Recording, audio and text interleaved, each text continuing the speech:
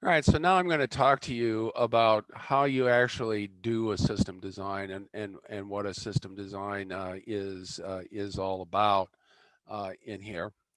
And what what this is that what one of the key features here is on a system design is that it usually doesn't produce detailed hardware. The system design is used to identify your primary processes, functional components, interfaces, those kinds of things. It's derived directly from your requirements, right? And a good system design will very concisely provide you with a nice overview of your project, enables you to communicate with other people what it is that you're trying to accomplish. The system design also gives you uh, enough information to be able to estimate your initial costs and schedule and resources. Um, Almost never does the system design include implementation details with these things. So here's the steps. So the key, like I talked about last time, is that you need to define your project goal, objectives, and your requirements. Your requirements flow from that goal and objectives. From those requirements and the goals and objectives, there's going to be major system components that are going to satisfy those things. You identify all the interfaces between those components. How do they interconnect each other? How do they communicate with between each other? What is it that they do? And then you go through a process of refining that design. What are the subsystems that make up these different major components? What are those interfaces between those subsystems? And then your management controls as to how it is that you want to make certain that your interfaces are well understood by all the peoples of your team. And then this is sort of a loop. You go through and refine lower levels of your project and your system design as you go along. And other requirements may appear as you do that. So a project goal. Project goals specifies the overall purpose of the project. All right, very many times I describe the project goal. It shouldn't be more than uh, one or two sentences, preferably one sentence, and it should define what it is that you're trying to accomplish, uh, and where you're trying to accomplish, and why. So, what, where, and why. Um, So we're going to have a balloon payload that is going to measure temperature as a function of altitude in order to determine the ozone layer in the stratosphere, or something like that. So there is a collection of issues, and it's only a couple sentences or one sentence long. Your objectives then derive from that, and there are two different kinds of objectives. One are the science objectives or scientific objectives, and the other is the technical objectives. So science objectives are those that specify exactly the kinds of things that you're going to get scientifically out of the project. Technical objectives are things that you need to accomplish technically in order to achieve those science goals. Um, so science objective and this one with temperature. So then obviously we need to measure temperature as a function of altitude. Okay. Technical objective. Well, if I need to measure temperature, I need to have a temperature sensor. And if I want to do it as a function of altitude, then I'm going to have some way of determining altitude, either in real time or post flight. So those are two different things that you need to specify. All of these, the goal and the objectives, define the scope of your problem or your payload, and that's what leads you then to your system requirements. Right? Your system requirements should document the constraints that are that the constraints on your project, which will enable you to achieve your goals and objectives, right? The more time that you sit down and think and refine and develop your system requirements, the better off you're going to be in the long run. Hope I've managed to convince you of that at this point. Initially focus on your high level system and technical requirements.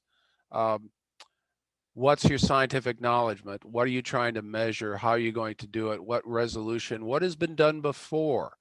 What do you already know about the scientific content that you're trying to measure?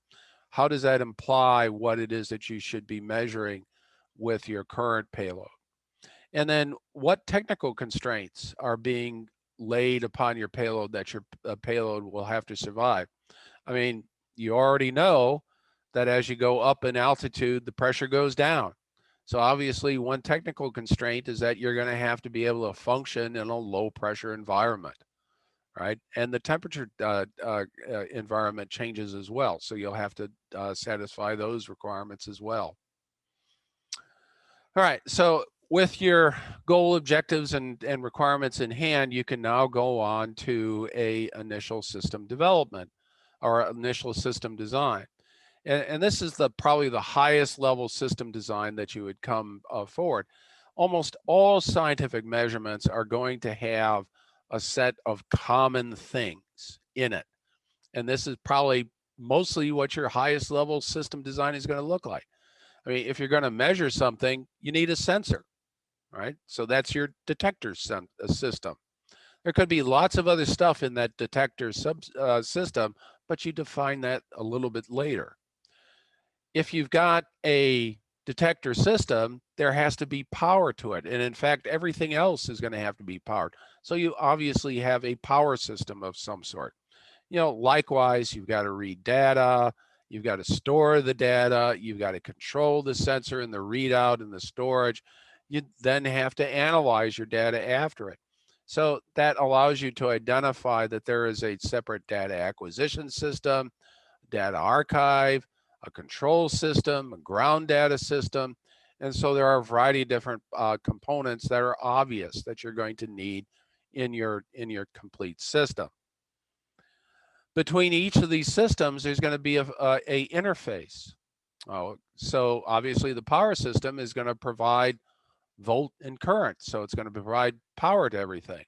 If you have a control system, there's going to be communication, an I2C bus or an RS-232 serial bus or whatever that is. So there's going to be interfaces, and those interfaces are going to be different. So you need to understand what those interfaces are and define them and write them down as well. We talked a little bit about a traceability matrix. And so the traceability matrix enables you to track between your requirements and your implementation or your design component. So there's different ways in which you can do that. The format of these matrices is generally associated with a few major things. So a identification number of some sort, a description of the requirement, a description of the component that satisfies the requirement, and then a description of the test that verifies the component meets the requirement. Those are typically the minimum number of things that you would go into your traceability matrix, and this would be that set of things would be associated with each requirement that you've got. There are a number of entities. NASA has a way of doing this. I quote here or show a reference here to the U.S. Department of Energy. You can look up these as some of the examples as to how a traceability matrix works. Your major system interfaces are very important. There's a real famous example back from 1999 where NASA launched a orbiter and rover to Mars and lost both the rover and the orbiter. It was later traced back to the fact that the ground systems used English units of measurements and the flight systems used metric. And they didn't really notice a lot of difference between these two things when they were communicating during the cruise phase. But once they got to Mars, it built up the difference in what they were talking about, built up enough that the orbiter just basically augured into the planet rather than going into orbit like it should have been. So a very simple interface issue caused the loss of a multi-million dollar space probe. So interfaces are very important to define and make certain that everybody understands what it is that they're doing.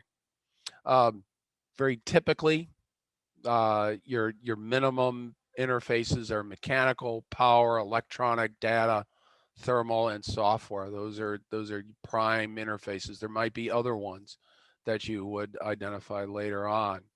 All of these interfaces need to be identified and defined. So when you put together your first system level diagram, it would look like something like this. Now this is the highest level for this project. That this project in particular is a balloon platform that would carry multiple student payloads. All right, and in fact, this is sort of the initial system diagram that I put together for the HASP concept design many years ago. All right.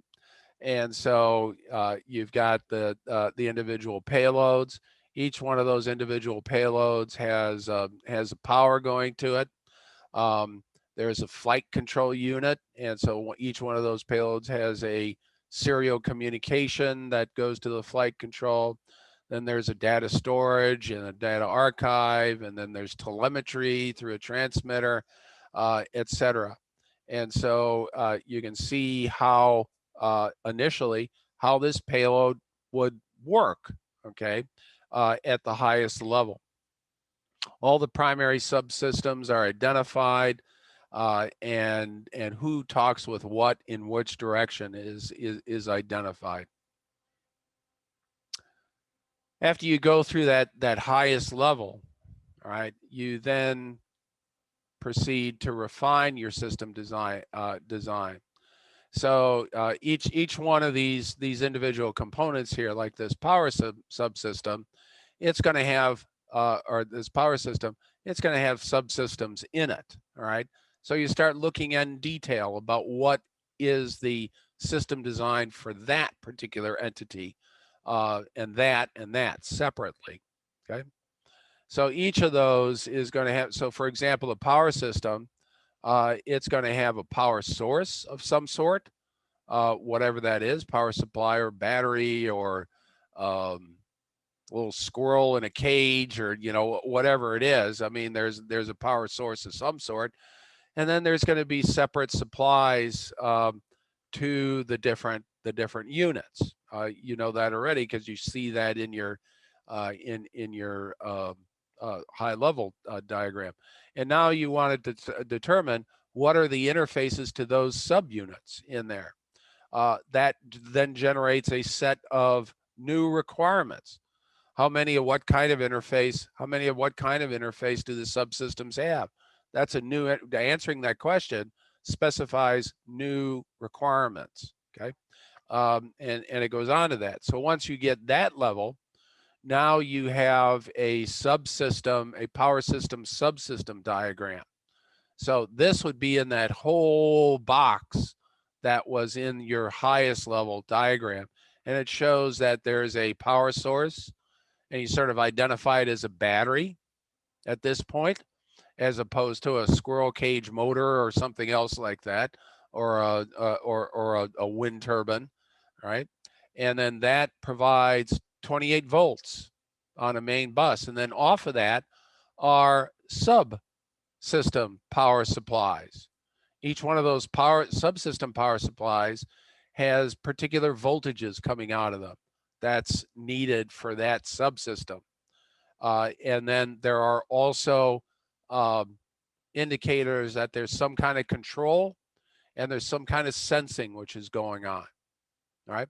So we're one level down, okay, on this thing. Notice that I'm still not talking about any hardware here, all right? Now, when we get through here, we can now ask the question, okay, what is this control? What is that really going to do? What is the sensing? What are we going to sense when we run these things? And that sets other kinds of requirements for your next level, all right? Now you're getting down when you start setting those requirements and answering those kinds of questions. Now you're getting down to pretty detailed level of a system design. You're almost at the point of a implementation, but still not there. This is still system design, all right?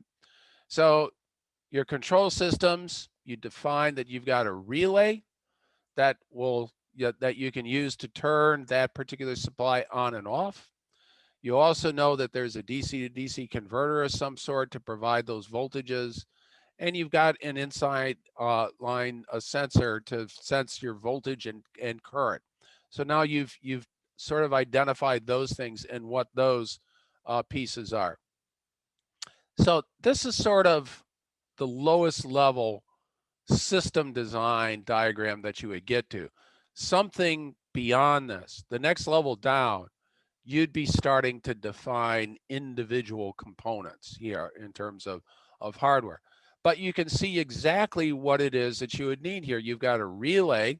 You don't know exactly what that relay is yet, but you know that there's a relay, and you know that there's a relay for each one of these 8 payload plates, and then one for each of these. You know that there are DC to DC converters. You now have specified that you need 1, 2, 3, 4, well, eight times, so 8, 9, 10, 11, 28 volt to 5 volt DC to DC converters. You know that you need those. You need one 28 volt to 12 volt DC to DC.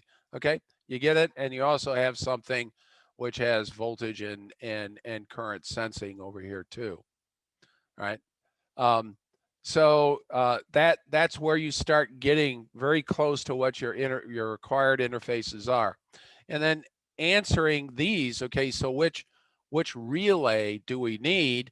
You probably would need to have something like, okay, fine, what is the expected current, right?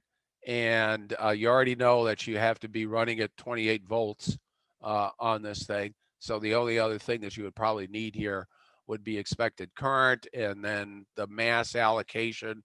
And then from that information, you'd probably be able to figure out, what are my hardware options for this. Okay. So uh, you see where we're going here is that as you progress through your system design, you're getting more and more details until at the very, very last stage, you'd be progressing into a hardware. You do not end up deciding what your implementation is first. Your implementation has got to be driven by your requirements, what it is that you're actually trying to accomplish. Interfaces are important, okay? We talked a little bit about this the other day.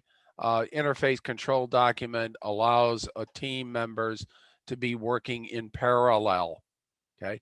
You do not have the time between now and when your FRR is due at the beginning of May to run everything sequentially. You are going to have team members working in parallel on 2 different things.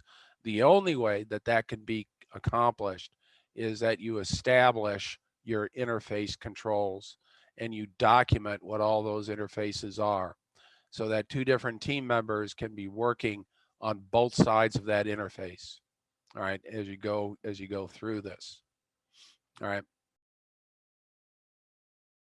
Yep. So that's basically what this slide is all about. Helps you with managing your interfaces and minimizing your risks if things change. Okay. All right.